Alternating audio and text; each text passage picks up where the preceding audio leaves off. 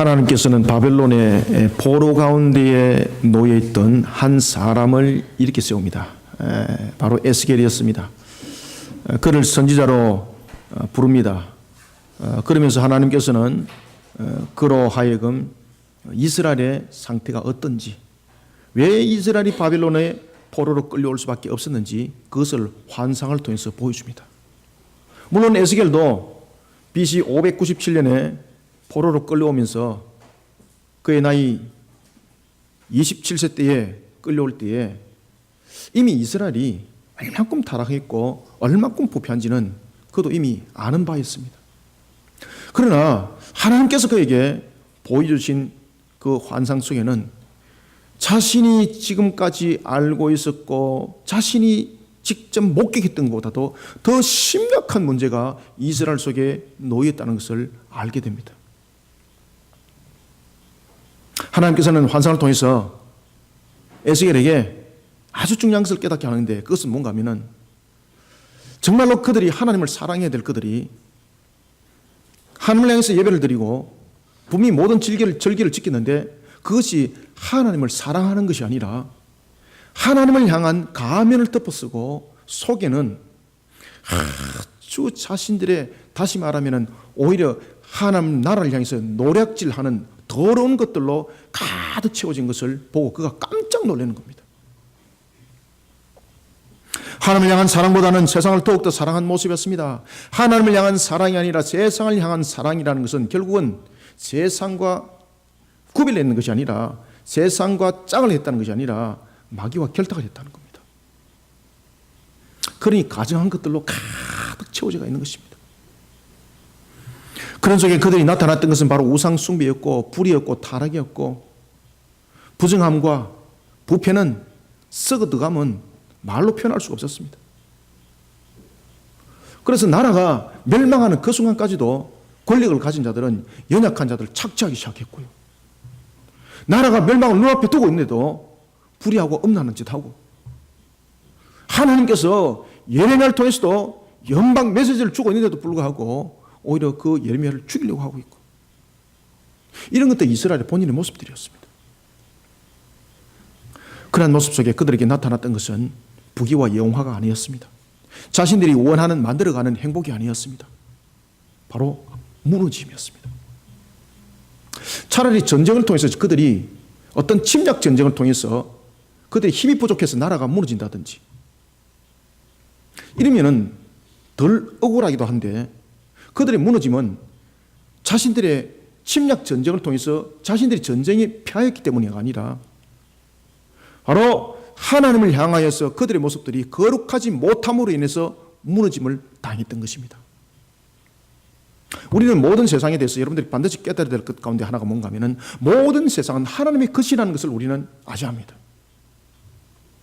그 하나님의 것을 우리는 누리고 있는 삶을 지금 하나님으로부터 허락받아서 살아나가는 은혜의 터 위에 우리는 살아가고 있는 인생이라는 것을 우리는 직시하셔야 됩니다. 그런데 우리가 주인이 되어버렸습니다. 하나님은 손님이 되어버렸습니다. 이것이 이스라엘의 모습이었습니다. 여러분, 하나님은 일어날 일에 대해서 예언하시는 분이 아닙니다. 앞으로 어떤 일이 일어날 거야, 그러니 너는 좌로 3, 우로 3 가지고 똥 밟지 말고 직시해가지고 푸른 초장 위에 앉아있으라, 이렇게 예언하신 분이 아닙니다. 하나님은 모든 만물의 주인이실 뿐만 아니라 모든 만물을 지금도 친히 운행하고 계시는 주관자십니다. 그러니 하나님의 말씀은 우리를 향한 예언의 말씀일지라도 그것은 예언자로서의 말이 아니라 주관자로서의 말씀입니다.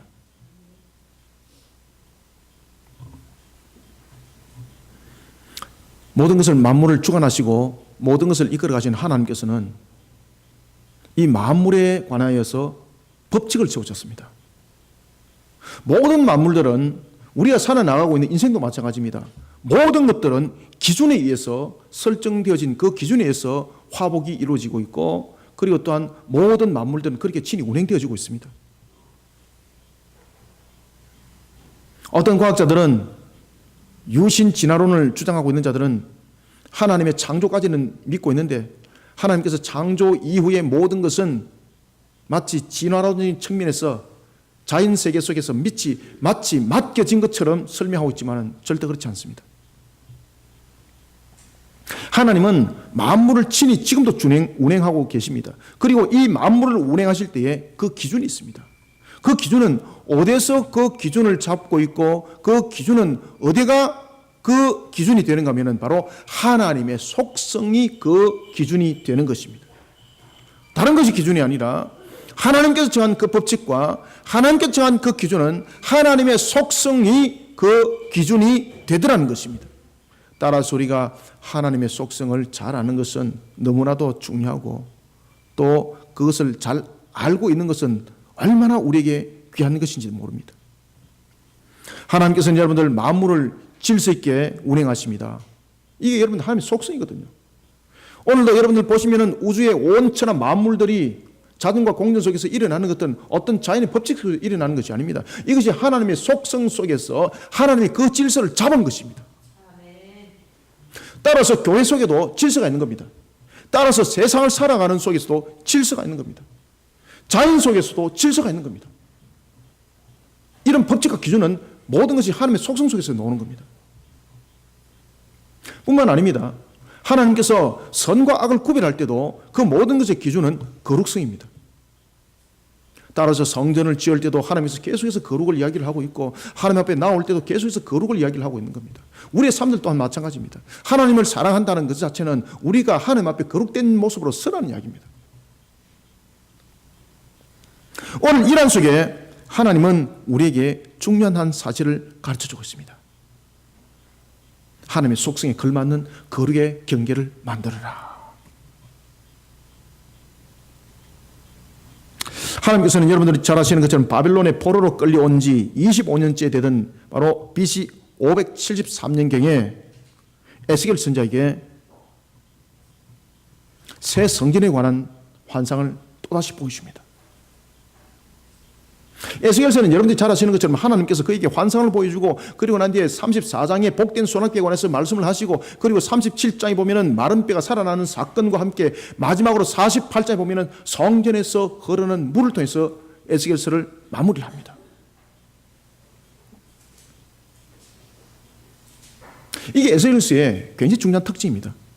성전에 관해서 계속해서 하나님께서 말씀을 해주고 계시고 그리고 구별에 관해서 계속해서 말씀을 하고 계실 때 그 기준은 바로 거룩성이었습니다.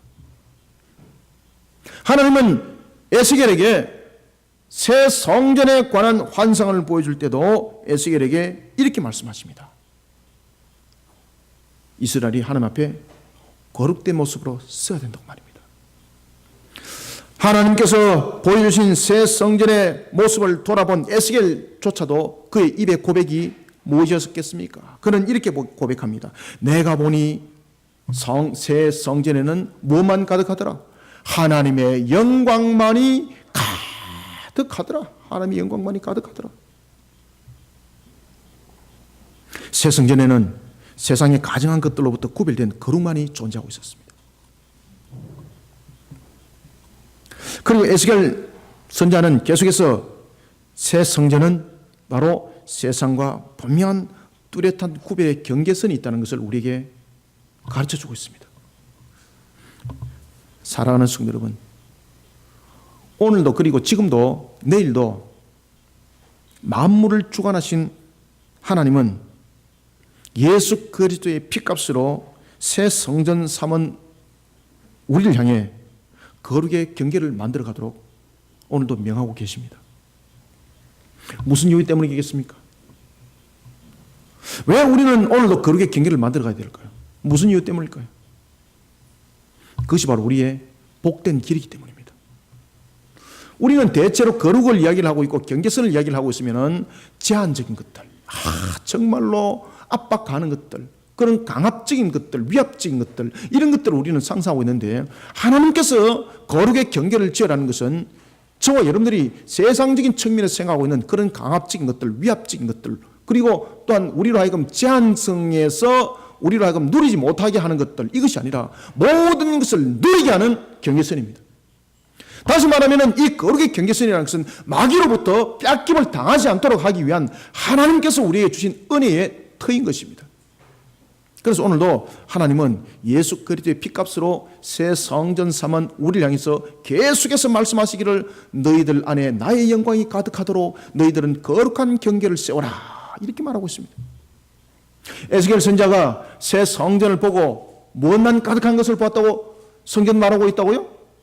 그렇죠. 하나님의 영광만이 가득한 것을 보았다는 거죠. 그러면은 예수 그리스도의 피값으로 산 성도는 무엇으로 가득 채워져야 됩니까? 그럼요, 하나님의 영광으로 가득 채워져야 되는 거예요. 그러면 하나님의 영광으로 가득 채워지기 위해서는요, 무엇이 필요한가 하면 경계가 필요하다는 거예요. 경계가. 무슨 경계가? 거룩의 경계가. 그래서 필요하다는 겁니다. 그러면 우리는 이 거룩의 경계선을 어떻게 만들어가야 될까? 무엇으로 우리는 거룩의 경계선을 만들어가야 될까? 길을 알아야 되지 않습니까? 따라서 우리는 오늘 에스겔서를 통하여서 세 가지의 거룩의 경계선을 만들어가는 성도들이 되시길 바랍니다. 먼저 첫 번째는 우리가 1절을 먼저 한번 읽어봅시다. 시작. 너희는 제비 뽑아 땅을 나누어 기업으로 삼을 때에 한 구역을 거룩한 땅으로 삼아 여호와께서 예물로 드릴지니 그 길이는 25,000척이요 너비는 10,000척이라. 그 구역 안 전부가 거룩하리라. 아멘. 이 거룩이라는 것은 무엇과 반대가 되는가 하면은 타락과 불의와 부패와 부정과 반대되는 것이 거룩입니다. 그리고 오늘 본문에도 보면은 어떤 이야기를 하고 있는가 하면은 제비를 뽑아 땅을 나누기 전에 라고 말하고 있습니다. 제비를 뽑아서 너희들이 필요한 땅을 먼저 가지기 전에 먼저 한 구역을 설정을 하라 라고 말하고 있습니다. 성전 둘 곳을, 그 지역을 너희들이 먼저 첫 번째로 여기고 거룩의 지경을 먼저 만들어가라 라고 말하고 있습니다. 우리는 어떤 거룩의 경계를 만들어가야 되는가 하면은 어떤 거룩의 경계를 만들어갔을 때에 정말로 하나님께서 우리에게 허락하신 이 삶들이 복된 삶들로 열매가 무화과 나무와 감람나무와 그리고 또한 포도나무의 소출들이 극상품으로 우리 속에 맺혀지는가 하면요, 먼저 거룩의 경계선을 가지고 구별해내야 되는데 어떤 구별을 우리는 해내야 되는가 하면 먼저 첫 번째 1절부터 4절을 보면은 부패하고 타락하고 음란한 세대를 통해서 무너진다는 것을 먼저 아셔야 됩니다. 여러분들, 우리가 만약에 경계가 없다면은 우리의 극상품에 포도나무와 무화과나무와 감람나무 소출은 극상품이 빼앗김을 당하게 되어 있습니다. 제가 여러분들 헌금 기도를 할 때도 항상 그 기도를 빠뜨리지 않고 여러분 기도하지 않습니까? 포도나무와 무화과나무와 감람나무에 극상품의 열매가 맺혔습니다. 그런데 이 열매를 맺힌 자가 이 열매를 가져가야지 복이 되는 겁니다. 열매가 맺으면 복이 아닙니다, 여러분들. 열매를 따서 이것이 수확이 되어야 되는 겁니다. 그런데 문제는 울타리가 없으니까 이 울타리를 넘어와서 불의하고 타락하고 음란하고 힘센 것들이 그 열매를 다 따가버렸습니다. 그러면 내 복이 빼앗김을 당하는 거죠. 실컷 복된 것에 대해서 터는 잘 만들어 놨는데 울타리를 만들지 못함으로 인해서 빼앗김을 당해버렸습니다. 따라서 우리는 경계를 만들어야 됩니다. 어떤 경계를 만들어야 되는가 하면 부패하고 타락하고 음란한 세대를 통해서 무너짐을 당하지 않도록 하나님 중심의 신앙관으로 자신의 삶의 울타리를 쳐서 거룩한 경계를 만들어가는 성도들이 되시기를 소망합니다. 그러면 우리는 하나님의 중심의 신앙관을 어떻게 만들어야 되는가? 우리가 에스겔을 통해서 이제 묵상을 한번 해보고 우리가 이것을 주시해야 됩니다. 하나님께서는 이스라엘 백성들로 하여금 그들이 바빌론 포로로부터 옛 땅으로 돌아가 정착할 때에 두 가지를 필히 지키도록 합니다. 첫 번째는 땅을 분배할 때에 어떻게 해서 땅을 분배하라고 말하고 있습니까? 왜 제비를 뽑아라 그러죠? 제비를 뽑아라는 것은 대체로 여러분들이 잘 아시는 것처럼 땅을 분배를 할 때에 누군가를 통해서 그 기준을 설정을 해야 되는 것입니다. 하나님도 여러분들이 잘 아시는 것처럼 만물을 다스릴 때 그 기준이 있습니다. 땅도 분배를 하게 되면 분배 기준이 있어야 됩니다. 그러면 어떤 땅을 가지고 분배를 할 때에 그 땅을 분배를 할 수 있는 권세는 누구에게 있겠습니까? 그 땅을 차지한 힘센 자에게 있는 겁니다. 그러면 그 힘센 자가 기준이 되어서 자기가 주고 싶은 사람에게 주고, 작게 주고 싶은 사람이면 작게 주고, 안 주고 싶은 사람이면 안 주는 거예요, 여러분들. 그런데 오늘 본문에서 너희들이 바벨론의 포로로 있다가 분명히 옛 땅으로 돌아갈 때는 누군가에 의해서 집권을 하고 있는 세력 또는 권세를 가지고 있는 자, 힘센 자에 의해서 그 기분에 따라서 내키는 대로 땅을 분배하지 말고, 능력 있고 힘센 자가 먼저 큰 땅을 차지하는 그런 세상적인 방법의 기준이 아니라 제비를 뽑으라는 겁니다. 이것은 무슨 말인가 하면은 땅의 분배를 통해서 모든 결정적인 것들은 세상의 방법 속에서 결론을 구하지 말고 항상 하나님의 기준을 설정하면서 모든 것을 살아가는 선을 꺼라는 이야기입니다. 땅을 분배한다는 것은 뭡니까? 땅이라는 것은 우리가 살아나갈 수 있는 생업의 터입니다. 그 생업의 터를 어떤 사람은 산지를 뽑을 수도 있고, 어떤 사람은 들판을 뽑을 수도 있고, 어떤 사람은 눈으로 볼 때에 초목이 아닌 것도 해당될 수가 있습니다. 그러면 누구든지 기름진 땅을 차지하려고 그러지, 눈에 보일 때에 초목이 없는 땅을 누가 차지하려고 그러겠습니까? 창세기도 여러분 보십시오. 아브라함이 조카 롯과 헤어질 때에 롯이 아브라함에게 뭐라고 말합니까? 아브라함이 롯에게 이렇게 말하죠. 아들과 같은 롯을 향해서 너가 먼저 선택을 해라. 그러면 너가 좌를 하면은 나는 우를 할 것이요, 너가 우를 선택하면은 나는 남은 좌를 선택할 것이다. 여러분, 그것이 부모의 마음이에요. 그런데 자녀들은 무엇을 먼저 생각합니까? 이 죄악된 속에 보면은 자녀들은 부모를 먼저 생각하는 것이 아니라 자기를 먼저 생각해요. 이것이 여러분 세상 방법이에요. 아시겠습니까? 그래서 하나님께서 그 방법을 택하지 말아라는 겁니다. 아들과 같은 그런 롯에게 너가 거하고자 하는 땅을 먼저 선택하라. 그러니까 롯은 어디를 선택했습니까? 성경은 이렇게 말합니다. 눈으로 볼 때에 마치 에덴 동산과 같이 기름진 땅이 그에게 눈에 들어왔습니다. 롯은 망설이지 않고 그 땅을 먼저 선택했습니다. 아시겠습니까? 이것이 세상 방법입니다.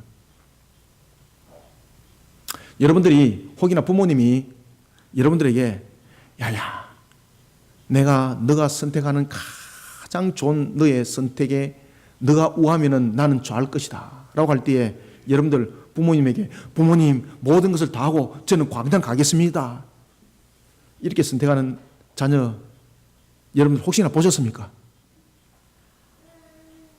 이 죄악된 세상의 방법은요, 항상 자기 중심과 자기 생각과 자기 사고를 가지고 있습니다. 그래서 하나님께서 어떻게 거룩한 경계를 먼저 만들어 가라고 말하고 있는가 하면은 세상 속에서 나의 기준과 나의 방법이 아니라 항상 하나님을 먼저 생각하고 하나님께서 허락하신 속에서 삶을 살아가는 그 기준을 세우라는 겁니다. 그래서 제비를 뽑아라는 겁니다. 제비를 뽑아라. 어떤 삶의 지경을 허락받더라도 제비를 뽑아라는 것은 어떤 삶의 형태를 살아가더라도 감사함의 신앙을 가지라는 이야기입니다. 너무 재수가 없어갖고 다른 사람은 기름진 거 뽑았는데 이 먹고 이거 풀다 나는 사막이네, 이런 비신앙적인 소리를 하지 말고 초목이 없는 마치 사막과 같은 곳에 하나님은 무엇을 준비해놨더라? 땅속에 기름을 준비해놨더라. 기름을 준비해놨더라.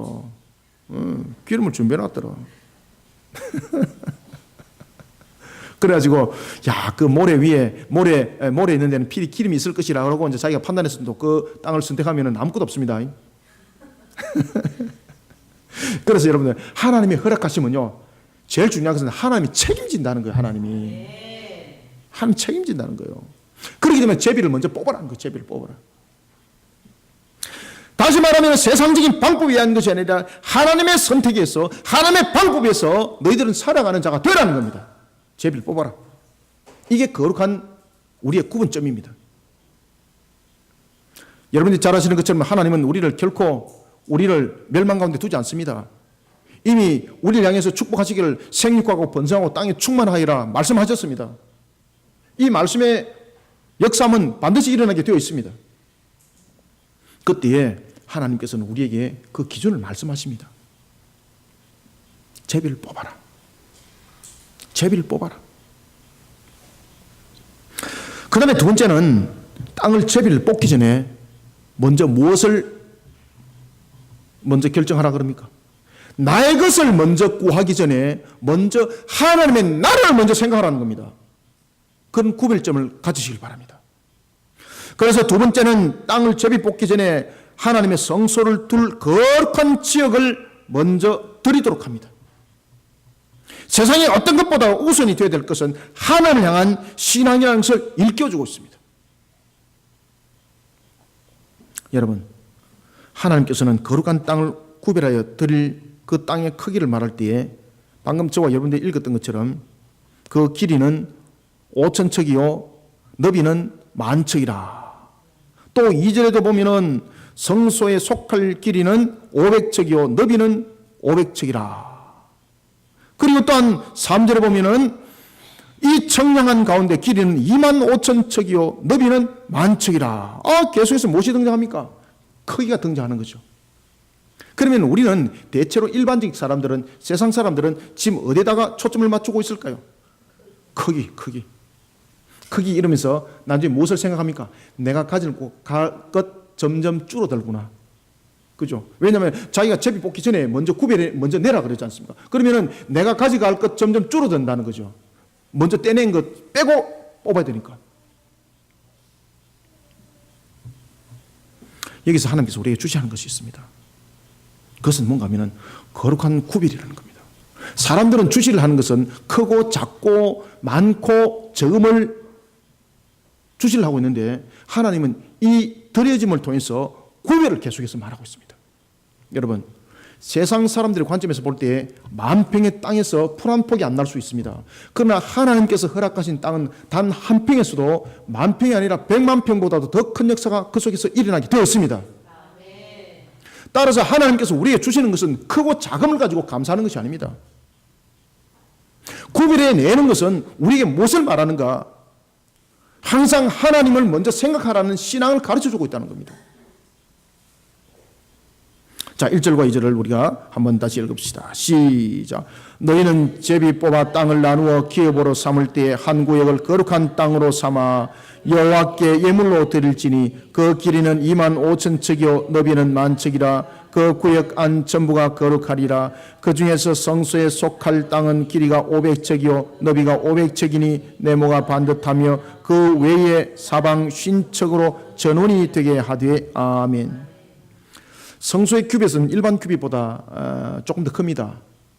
약 한 8cm 정도 더 크거든요.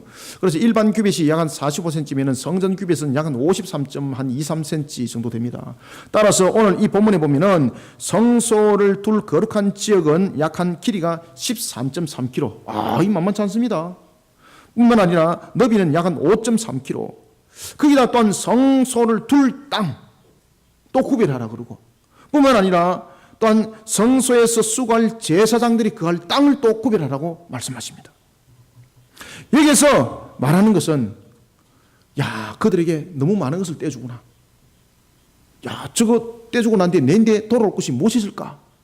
이런 크기와 규모를 보라는 것이 아니라 제일 먼저 하나님께서는 거룩한 땅을 구별하여서 성소를 드릴 지역과 그리고 또한 성소를 둘 지경과 그리고 제사장들이 거할 그 지경을 통해서 무엇을 가르쳐주고 있는가 하면은 하나님께 먼저 거룩으로 구별된 자가 되어라. 이것을 가르쳐주고 있는 것입니다. 하나님이 강조하는 것은 바로 거룩한 구별이었습니다. 양과 질과 부피가 아니라 거룩에 대한 구별이었습니다. 선민들이 거룩하게 구별되어 드렸던 25,000척 가운데서 성소는 더욱더 구별되어야 된다는 것을 말하고 있었습니다. 울타리를 쳐라는 겁니다. 울타리를 쳐라. 하나님께 수종되는 제사장들도 마찬가지입니다. 울타리를 쳐라는 겁니다. 수종되는 자로서의 누릴 것만 찾지 말고 울타리를 쳐라는 겁니다. 울타리를 쳐라. 예배의 울타리를 쳐라는 겁니다. 거룩의 울타리를 쳐라는 겁니다. 자, 4절, 5절, 두 절을 한번 읽습니다. 시작. 그곳은 성소에서 수종되는 제사장들 곧 하나님께 가까이 나가서 수종되는 자들에게 주는 거룩한 땅이니 그들이 집을 지을 땅이며 성소를 위한 거룩한 곳이라. 또 길이는 2만 5천 척을, 너비는 1만 척을 측량하여 성전에서 수종되는 레위 사람에게 돌려 그들이 거주지를 삼아 마을 수물을 세우게 하고. 아멘.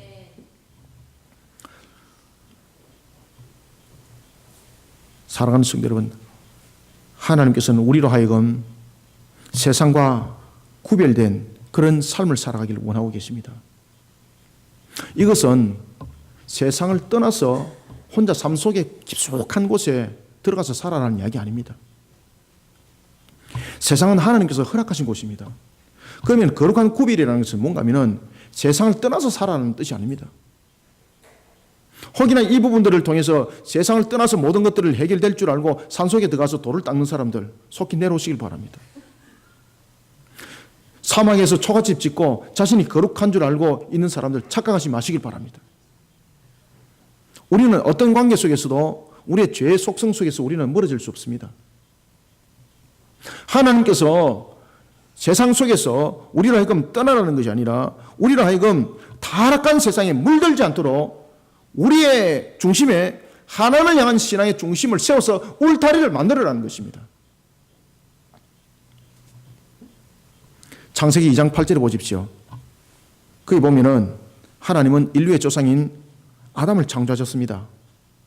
그리고 그를 세상에 둘 때에 구별해 둡니다. 성경은 이렇게 말합니다. 동방에 에덴을 창설하시고 아담을 거기에 두었습니다. 여러분들, 에덴이라는 것은 기쁨의 뜻이고 동산이라는 것은 깐, 울타리, 지킴을 말하고 있습니다. 하나님께서 창조하신 것이 선과 악의 구별이 있다면 에덴 동산은 구별하는 울타리가 있어야 되는 것은 맞습니다. 그런데 하나님께서 창조하신 것은 모든 것이 선함의 창조인데 왜 울타리를 세웁니까? 울타리 세울 필요 없는 거죠.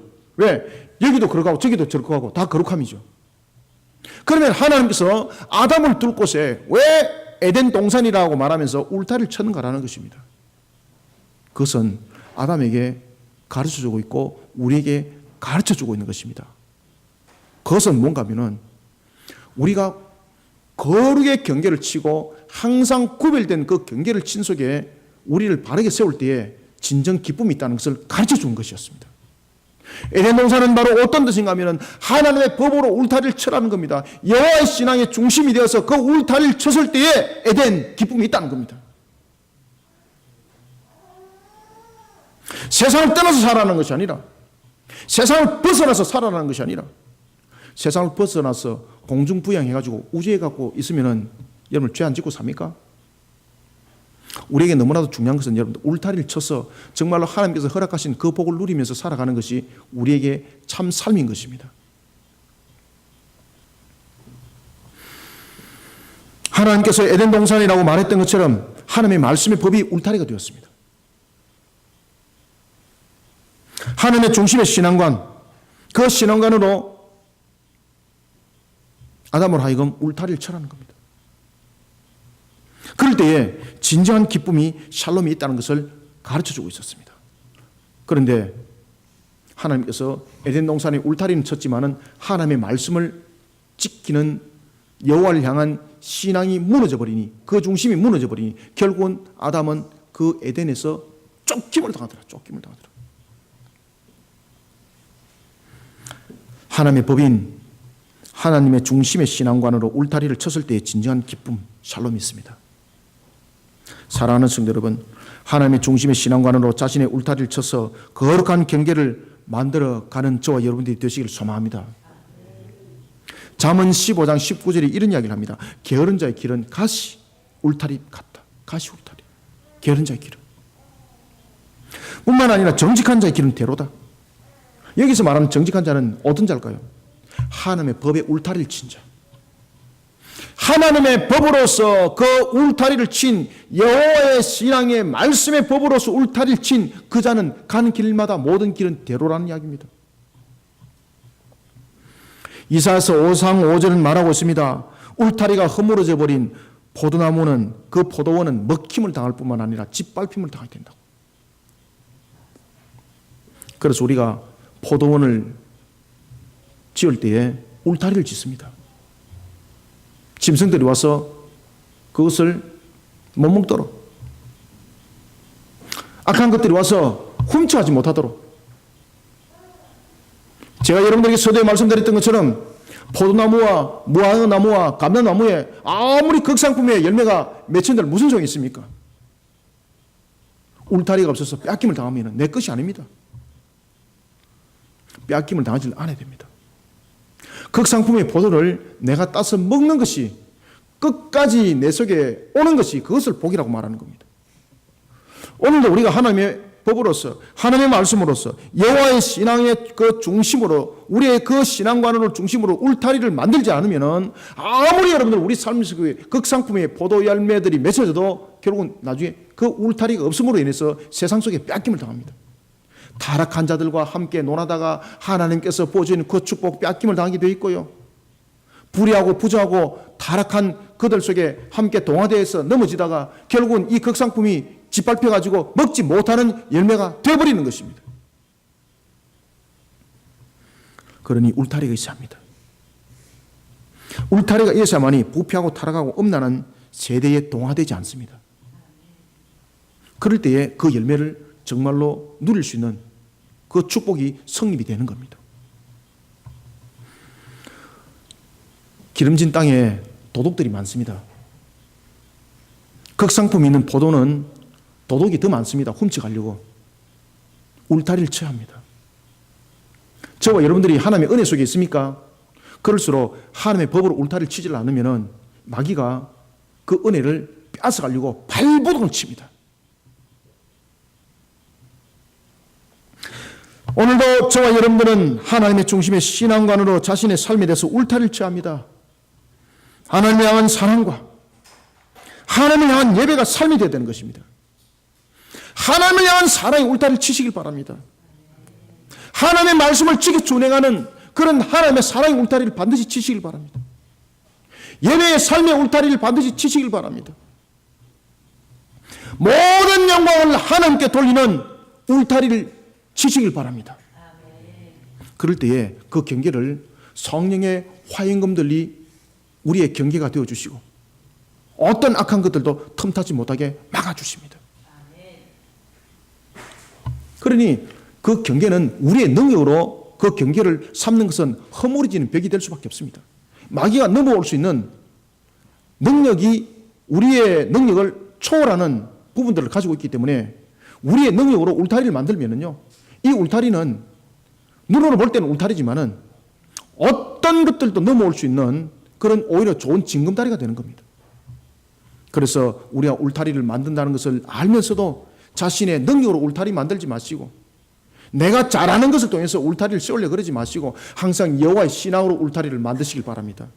그럴 때에 그 울타리는 누가 지켜줍니까? 성령의 화임금들이 그 울타리를 지어주셔서 어떤 그림자도 넘어오지 못하게 만드십니다. 우리는 하나님을 향한 사랑, 하나님을 향한 사랑은 하나님의 말씀을 지키지 않고는, 정말로 하나님의 말씀을 사모하지 않고는 하나님을 향한 사랑 울타리 만들어지지 않습니다. 우리의 예배가 삶이 되어야 됩니다. 예배가 우리의 삶이 예배가 된다는 것은 하나님이 우리의 삶을 지킨다는 울타리가 됩니다. 모든 영광을 하나님께 돌린다는 것은 하나님이 모든 것에 대해서 우리의 울타리가 되어준다는 겁니다. 이란 속에 자신의 거룩한 경계를 만들어 복 있는 성도들이 되시길 주님의 이름으로 축원합니다. 그 다음에는 두 번째 우리가 어떻게 우리가 거룩의 경계를 만들어 가야 될까요? 5절을 한번 읽읍시다. 5절 시작. 또 길이는 2만 5천 척을, 너비는 1만 척을 청량하여 성전에서 수용되는 레위 사람에게 돌려 그들의 거주지를 삼아 마을 수물을 세우게 하고. 아멘. 자, 여기서 이제 마을 수물을 세우게 합니다. 그리고 또한 6절에 보면은 그곳을 성읍의 기지로 삼아서 레위인들에게 드리도록 주도록 합니다. 레위인들은 여러분들이 잘 아시는 것처럼 원래 기업이 없습니다. 그런데 여기서 말하는 성읍의 기지라는 것은 그들에게 기업으로 주라는 이야기입니다. 재산으로 주라는 이야기입니다. 하나님께서 왜 그런 말씀을 했을까요? 그 당시에 레위인들이 포로 상태에 놓여있던 그들이 하나님을 수종 들고 예배하기보다는 그들의 생업 속에 그들이 전부 다 빠져버렸습니다. 왜? 목구멍이 포도청이라고 먹고 살아야 되겠다. 그래서 열심히 세상 일들 하는 겁니다. 우리가 이미 성경 속에도 발견하고 있습니다만은 에스라가 제2차 포로기한을 통해서 BC 458년에 이스라엘 백성들을 모을 때에 레위인들이 몇 명 모입니까? 빵명 모입니다. 빵명. 레위인들이 세상 속에 동화돼가지고 열심히 살아갑니다. 예루살렘이고 하나님이고 뭐 없다. 목구멍이 포도청이라고 일단 내가 잘 살아야 되고 내가 잘 먹어야 된다. 이것이 그들의 기준이었습니다. 그런 그들을 일깨워서 다시 돌아오게 만듭니다. 그때에 그들을 일깨웠던 것이 바로 여호와의 신앙이었습니다. 신앙의 양심으로 그들을 찔러 그들을 다시 일깨웠던 것입니다.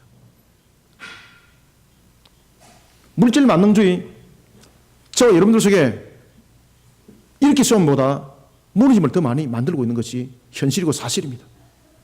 따라서 우리는 5절부터 6절을 통해서 두 번째, 물질 만능주의 속에서 행복을 찾는 자가 아니라 하나님 안에서 참 행복을 알아가도록 십자가로 거룩의 경계를 만들어 영적으로 건강한 삶을 영해 나가는 종말의 십자가 군병들이 되시길 바랍니다. 여러분, 십자가는요, 죽음이 있고 부활이 있습니다. 뒤에도 제가 말씀드리겠습니다만 십자가 위에서 우리는 어떻게 거룩의 경계를 만들어가야 되는 줄 아십니까? 십자가는 죽이는 것이 있어야 됩니다. 그것은 바로 뭔가 하면 우리의 음란과 타락과 불의와 부정과 부패를 십자가에서 죽여야 되는 것입니다. 십자가의 못을 박아야 되는 것입니다. 그러면은 십자가가 죽음을 통해서 무엇으로 살아나는가? 하나님의 정의와 공의가 그 속에 살아나게 되어 있습니다. 그러면 이것이 거룩한 경계가 되어서 우리를 하여금 생육 번성 충만함의 복을 누리게 됩니다. 여러분들이 잘 아시는 것처럼 민수기 35장 2절부터 8절에 보면은 가나안 정복을 눈앞에 둔 모세가 레위인들에게 48개의 성읍을 그들에게 주도록 합니다. 그런데 이 48개 성읍은 그들의 기업이 아니었습니다. 42개의 성읍과 그리고 6개의 도피성이 있었는데 이 48개는 레위인들의 기업이 아니라 레위인들로 하여금 하나님 앞에 거룩되게 예배를 드리고 그리고 하나님을 향해서 바른 신앙관으로 백성들을 이끌어가는 처소가 되었던 것입니다. 그들의 기업이 아니었습니다. 그 성읍은. 거룩된 구별을 살아가는 원칙이었습니다. 그 48성읍은.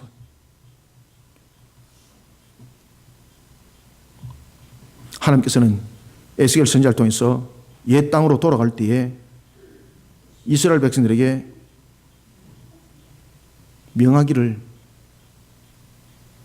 레위인들이 거주할 성읍을 20개를 줘서 그들의 기업이 되도록 하라고 말하고 있습니다.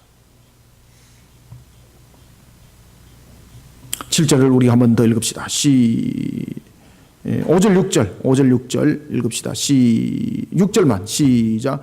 구별한 거룩한 구역 옆에 너비는 5,000척을 길이는 25,000척을 청량하여 성읍의 기지로 삼아 이스라엘 온 족속에게 돌리고 아멘.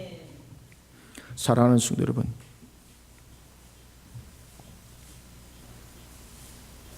오늘 우리가 읽었던 본문 속에 보면은 성소에 속할 땅과 그리고 레위인이 거주지를 삼을 20마을을 그들에게 주도록 합니다. 그리고 레위인들에게 주어진 그 성읍은 성읍의 기지를 삼도록 합니다. 기업이 되도록 하라는 것입니다.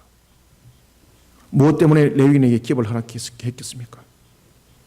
민수기 3장 12절에 보면 레위인들은 분명히 하나님께 드리진 자였고 그리고 민수기 18장 23절에 의하면 레위인들은 회막에 봉사하는 자였습니다.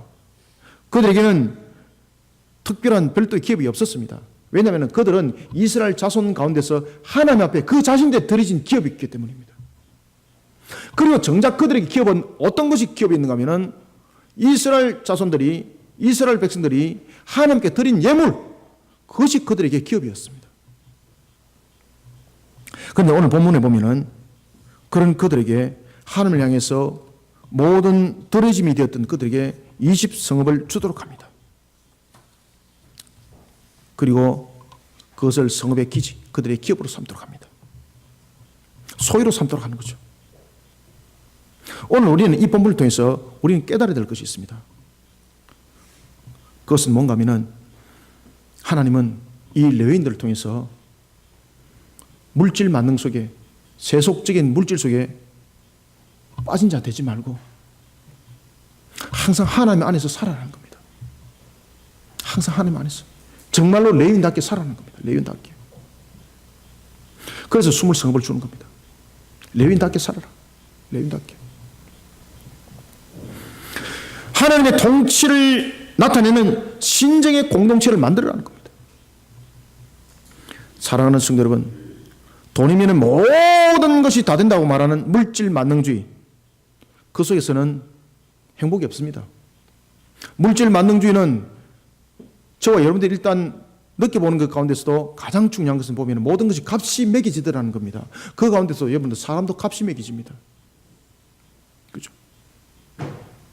그래서 여러분 포로 세계는 보면은 능력 많은 자는 더 비싼 값에 그를 채용을 하고, 뭐 값으로 사고는 사는 것과 똑같은 거죠. 능력 없는 자들은 헐값에, 그리고 능력이 완전히 없는 자는 사지도 않습니다. 세상의 어떤 가치로도 사실은 하나님의 형상은 청량할 수 없습니다. 지금 숨을 성읍을 준 것은 그것을 우리에게 나타내 주고 있는 겁니다. 너는 세상의 어떤 가치로도, 너는 세상의 어떤 기준으로도 청량할 수 없는 자야. 그러니 세상 속에 동화되지 마. 세상에 빠뜨려지지 마. 세상에 멍청한 짓 하지 마. 그래서 20 성읍을 준 것은 경계를 세우라 이 말이야. 경계를 세우라. 너는 그렇게 소중한 자다 말이죠. 너는 나를 위해서 수용될 그런 존귀한 자라는 것을 너는 깨달으라는 겁니다. 사랑하는 성도 여러분, 하나님께서 레위인에게 20 성읍을 줘서 구별했던 것처럼 저와 여러분들은 오늘도 세상을 살아갈 때에 십자가로서 우리의 20 성읍을 만들어야 합니다. 불의를 십자가의 못을 받고 거룩한 경계를 만들어야 합니다. 음란을 십자가의 못을 받고 거룩한 20 성읍의 경계를 만들어야 합니다. 타락하고 우상 숭배를 십자가의 못을 받고 거룩한 20 성읍의 경계를 만들어야 합니다. 그러면 남는 거 없죠. 다 빼앗김을 당했는데 세상 속에서 얻을 수 있는 방법 다 그냥 십자가의 못을 박은 거예요. 지금 불의하게 돈 벌 수 있는 방법 다 버렸습니다. 어쨌든 간에 좀 편법을 통해서 좀 끌어모을 수 있는 방법 십자가의 못을 박아서 다 버렸습니다. 아무것도 없는 거예요. 그런데 이 십자가가 나중에 더러진 20 성읍이 되더라는 겁니다. 십자가는 여러분들 죽으면은 살아나는 것이 있습니다. 십자가에서 불의함을 죽였습니까? 타락과 음란과 부패와 부정함을 죽였습니까? 그러면은 십자가에서는 반드시 살아나는 것이 있습니다. 그렇기 때문에 우리는 십자가 신앙이 우리의 거룩한 경계의 20 성읍이 되어야 되는 것입니다. 십자가상에서 불의와 부정과 타락과 음란을 죽이면은 무엇이 살아나는가 하면은요, 세상의 방법이 살아나는 것이 아니라 하나님의 공의가 살아나고 하나님의 정의가 살아납니다. 그러면 이것이 우리의 기업이 되어서 이 정의와 공의를 통해서 하나님이 열매를 맺게 하는데, 이야, 기가 막힌 열매를 맺게 하는 거예요, 여러분들. 그래서 상상을 초월한 열매를 맺게 하는 겁니다. 세상에 1만 평을 가지고 있고 10만 평을 가지고 있어도 열매 맺지 못하는 그런 허벌판의 땅이지만은 내가 갖고 있는 이 한 평을 통해서 하나님은요, 이 세상을 비교할 수 있는 세상 전체를 살 수 있는 보화로 그 땅을 만들어버리는 역사가 그 속에서 일어나는 것입니다. 이것이 하나님의 정의와 공의의 부활입니다.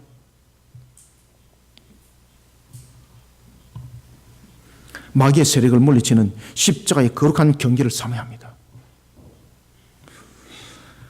오늘도 우리가 살아나가는 십자가의 거룩한 경계는 우리만의 울타리가 아니고 우리 민족만의 울타리가 아니라 온 세상의 울타리가 되어야 합니다. 따라서 우리는 세상을 향해서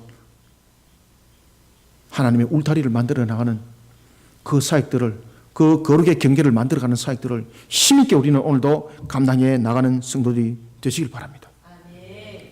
물질 만능주의 속에서 행복을 찾는 자가 아니라 하나님 안에서 참 행복을 알도록 십자가의 신앙으로 십자가로 거룩의 경계를 만들어 영적으로 건강한 삶을 영위해 나가는 종말의 십자가 군병들이 되시길 주님의 이름으로 축원합니다. 그러면 우리가 세 번째로 어떻게 거룩의 경계를 만들어 가야 되는지 7절을 한번 읽겠습니다. 시작. 드린 거룩한 구역과 성읍에 기지된 땅의 좌우편 곧 드린 거룩한 구역의 옆과 성읍의 기지 옆의 땅을 왕에게 돌리되 서쪽으로 향하여 서쪽 국경까지와 동쪽으로 향하여 동쪽 국경까지니 그 길이가 구역 하나와 서로 같을지니라. 아멘. 자, 여러분들 오늘 여기서 여러분들이 좀 특이한 부분들을 발견해야 됩니다. 오늘 본문에 보면은 7절과 8절도 한번 주목해 보십시오. 7절에 보면은 왕에게 지금 기업을 주라고 말하고 있죠. 그리고 8절에도 보면은 왕에게 기업을 주라고 말하고 있죠. 여러분들 왕은 어떤 자입니까? 왕은 기업을 얻을 자 아니라 나눠주는 자죠. 왕은 전체를 가지는 소유권자죠. 그 나라에 대해서 전체가 왕의 권한 속에 놓여있기 때문에 모든 땅들이 왕의 땅이지 않습니까? 그리고 난 뒤에는 왕이 하산을 하는 거잖아요. 세상의 원리와 논리는 그런 것입니다. 그런데 오늘 본문에 보면은 어떤 이야기를 하고 있는가 하면은 왕에게 땅을 주어라 이런 이야기를 합니다. 그러면 그전에는 왕에게 가진 것이 있다는 겁니까? 없다는 겁니까? 아무것도 없다는 겁니다. 그러면 오늘 이 본문을 통해서는 우리에게 어떤 거룩의 경계를 만들어 가도록 우리에게 교훈을 주고 있는가 하면 세 번째, 주님의 피값입니다. 주님의 피값이 담겨 있는 보혈의 신앙으로 거룩의 경계를 만들어 하나님의 나라의 권위입니다. 하나님의 나라의 권위를 세상 가운데 드높이는 언약 백성이 되어야 합니다. 하나님께서 옛 땅으로 돌아갈 백성들에게 기업을 분배할 때 제일 먼저 무엇을 드리도록 합니까? 성전을 세울 지역, 거룩한 지역을 먼저 드리게 하고, 그 다음에 성전이 세워질 장소를 드리게 하고, 그리고 제사장과 레위인에게 땅을 먼저 드리도록 합니다. 그리고 난 뒤에 마지막에 왕의 땅을 주도록 합니다. 그것도 레위인 옆에 말입니다. 레위인의 땅의 옆에. 왜 하나님은 마지막으로 왕을 기업을 주도록 했고 왜 왕도 기업을 받아야만이 된다라고 말하고 있을까요? 이게는 두 가지 큰 이유가 있습니다. 첫 번째는 이스라엘의 왕은 하나님께서 다스리시는 하나님의 나라와 그 백성들을 보호하고 지키는 청직이라는 것을 잊지 말라는 겁니다. 세상의 왕들은 얼마나 불의하고 타락한 속에 있는지 하나님의 이 원칙을 벗어나 버렸습니다. 그러니 세상의 왕들은 다스리는 거죠. 자신이 전체가 되어버린 거예요. 자신이 전부를 가진 자가 되는 겁니다. 그런데 하나님께서 뭐라고 말씀하시는가 하면 세상에 내가 세운 왕들은 그런 것이 아니라는 겁니다. 하나님의 나라와 그 백성들을 하나님을 향한 신앙으로 잘 이끌어가는 측면에서 청직이라는 거예요. 청직이라는 거예요. 그런데 세상은 왕이라 그러면은 권세자예요. 권세자. 따라서 하나님은 왕에게 그 기업을 주는 것도 맨 마지막에 허락한 것은 너는 왕은 하나님의 나라를 이 땅 위에 하나님의 백성들을 보호하고 지키는 청직이니라. 이것을 잊지 말라는 겁니다. 그것을 각인시켜주고 있는 겁니다.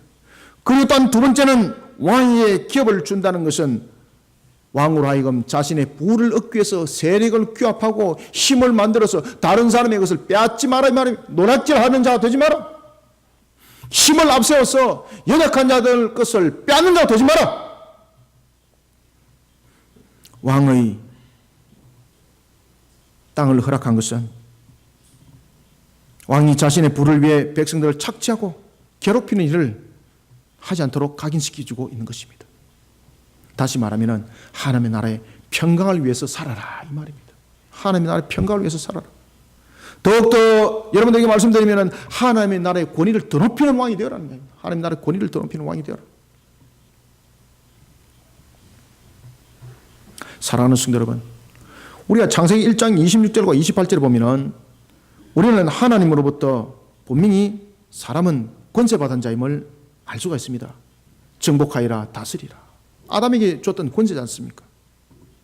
권세도 다양성이 있습니다. 만물에 다스리는 만물의 권세는 하나님의 권세입니다. 만물을 다스릴 수 있는 권세는 하나님에게만 있는 겁니다. 그런가 하면 하나님 아버지로부터 모든 권세를 받아서 만물을 다스릴 뿐만 아니라 마귀를 물리치고 죄를 사하고 심판하고 그 권세를 가진 그리스도의 권세가 있습니다. 그런가 하면은 그리스도로부터 그 권세를 받아가지고 귀신을 물리치고 신자를 세우는 제자의 권세가 있습니다. 그러니 우리가 마태복음에 보면은 주님께서 뭐라고 말씀하십니까? 너희는 누구의 이름과 아버지와 그리고 아들과 성령의 이름으로 무엇을 주고, 그렇죠, 세례를 주고, 제자들에게 신자를 세울 그 권세를 줬습니다. 그 권세를 줄 때도 누구의 이름으로? 아버지와 아들과 성령의 이름으로 그 권세를 사용하라는 것입니다. 다시 말하면 하나님의 나라의 권위를 세우는 일에 너희들은 그 권세를 사용하라는 이야기입니다. 왕도 마찬가지고 제사장도 마찬가지고 선자도 마찬가지입니다. 주어진 모든 직분들은 하나의 청지기적인 측면이 있고, 그리고 하나님 아버지의 사명을 감당하는 사명의 중심에 있는 직분들입니다. 따라서 우리는 어떤 권세를 통해서도 하나님의 나라의 권위를 세상 가운데 드높이는 그런 권세를 사용할 줄 아는 자들이 되어야 되는 것입니다. 그래서는 우리에게 너무나도 필요한 것은 주님의 피값이 담겨있는 보혈의 신앙으로 우리의 거룩한 경계를 먼저 만들어야 합니다. 그래야만이 우리에게 주어진, 나에게 주어진 그 권세가 누구로부터 왔는지를 알게 되는 것이고, 누구로부터 왔는지를 알게 되기 때문에 그 권세를 바르게 사용할 수 있는 겁니다.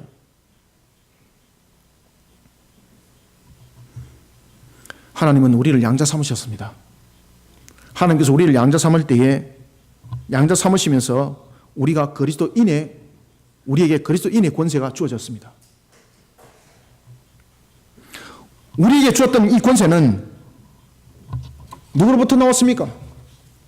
예수 그리스도의 피값으로부터 나왔습니다. 그러니 우리는 너무나도 먼저 알아야 될 것은 주님의 피값이 담겨있는 보혈의 신앙이 우리의 거룩의 경계선이 되어야 합니다. 그래야만이 자신에게 주어진 그 위치와 자신에게 주어진 그 능력이 누구를 위해서, 무엇을 위해서 사용하는 권세와 능력이 되어야 되는 것인지를 답을 주고 있는 것입니다. 그러니 우리는 예수 그리스도의 피값으로 내가 세워진 보혈의 신앙으로 먼저 거룩의 경계를 만드시길 바랍니다. 하나님으로부터 나온 성도의 권세는 어떤 특정한 개인에게만 주어진 것이 아닙니다. 언약 백성 모두에게 주어진 권세입니다. 뿐만 아니라 한 개인의 권위를 높이라고 주어진 것이 아니라 하나님의 나라의 공동체를 권위 있게 세우라고 준 권세입니다. 예수 그리스도를 통해 성도에게 주어진 권세는 특히 왕이요 선지자요 제사장의 세 직분에 대한 권세가 우리에게 주어진 것과 긴밀한 연결을 가지고 있습니다. 타락한 죄로 무너진 첫 번째 아담의 세 직분을 그리스도께서 바르게 세우셨습니다. 예수 그리스도의 보혈로 하나님의 양자된 그리스도인은 왕이요 그리고 선자요 제사장으로서 그 권세를 가진 자입니다. 그러면 우리는 이 권세를 어떻게 사용해야 되는가? 자신의 권위를 내세우는데 그러다 무너짐을 당합니다. 그러니 우리에게는 너무나도 필요한 것은 내 권세가 어디로부터 왔는가를 먼저 알아야 됩니다. 예수 그리스도의 보혈을 통해서 우리는 나에게 권세가 주어졌다는 것을 먼저 알고 우리의 모습을 예수 그리스도의 십자가 보혈의 신앙으로 먼저 거룩의 경계를 쳐야 되는 것입니다. 그럴 때에 나에게 준 이 직분들, 나에게 준 이 권세를 어디를 향해서 사용해야 되는가라는 것을 우리는 알더라는 것입니다. 그것이 바로 성령의 사람입니다. 그러므로 우리는 왕으로서 선지자로서 제사장으로서 말씀을 가르치는 권세자가 되어야 됩니다. 우리는 또한 말씀을 바르게 전하는 권세자가 되어야 합니다. 그런가 하면 우리는 말씀의 결실을 맺는 일에 그 권위를 더높이는 자들이 되어야 합니다. 주님의 피값이 담겨있는 보혈의 신앙으로 거룩의 경계를 만들어서 하나님의 나라의 권위를 세상 가운데 더높이는 언약 백성이 되기를 주님의 이름으로 축원합니다. 말씀을 맺겠습니다. 거룩의 경계를 만들어 갑시다. 거룩의 경계를 만들어가는 것은 우리가 세상과 격리하여서 살아가는 것을 말하는 것이 아닙니다. 하나님은 세상을 지금도 주관하고 계십니다. 따라서 세상과 격리된다는 것은 하나님의 뜻과 전혀 일치되지 않습니다. 거룩의 경계는 마귀가 뿌려놓은 저주로부터 구별되어라는 것을 말합니다. 그러므로 거룩의 경계는 참으로 복된 울타리를 치는 것을 말합니다. 사랑하는 성도 여러분, 오늘도 거룩의 울타리를 하나님을 사랑하고 그리고 또한 예배하며 모든 영광을 하나님께 돌리는 신앙관으로 만들어야지 무너지지 않습니다.